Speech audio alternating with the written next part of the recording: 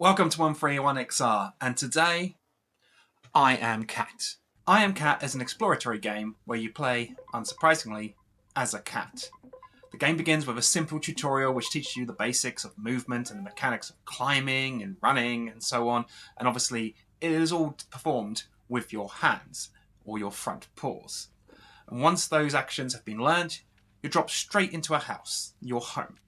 The game essentially provides a playpen for you to interact with as you see fit. You can knock books off the shelves, you can chase toy mice around the house, you can pick up knives and throw them at your owner if you want.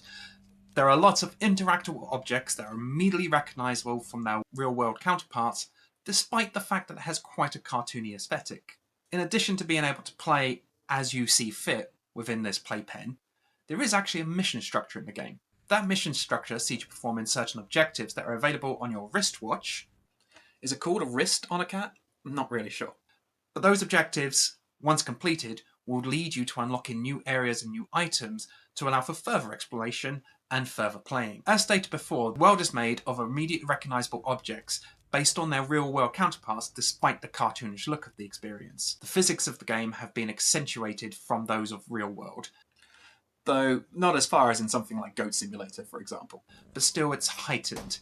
You can knock objects and they will go flying and bounce around in a slightly exaggerated version of the real world. While you're playing in this playpen that has been made for you to experience life as a cat, you may encounter some failure states. For example, when your owner gets upset and randomly decides to hit you with a frying pan. But the failure state that you will experience here is not actually that punishing. You'll simply return to your cat bed and continue with your objectives or playing in whichever way you see fit, with no real loss to the way you've been playing.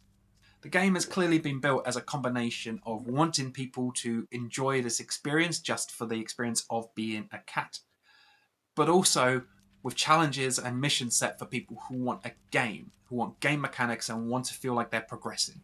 The graphics of the game are pretty standard. They're nice and colourful and the world is believable, but they're not pushing any real boundaries. The controls, as explained in the tutorial, can be quite frustrating when you get into the real world. There are elements of the controls, such as trying to jump upstairs and so on, that don't quite catch in the way that they should.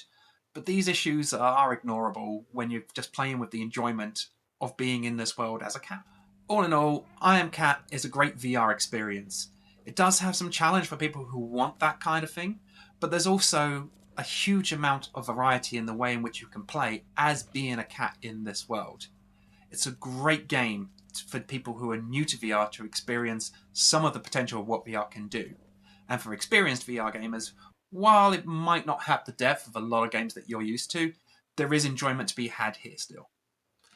I Am Cat is available for MetaQuest headsets now, priced at £15.99p or your local currency equivalent. It's a great game for newcomers into VR, and for experienced VR gamers, it's still worth your time.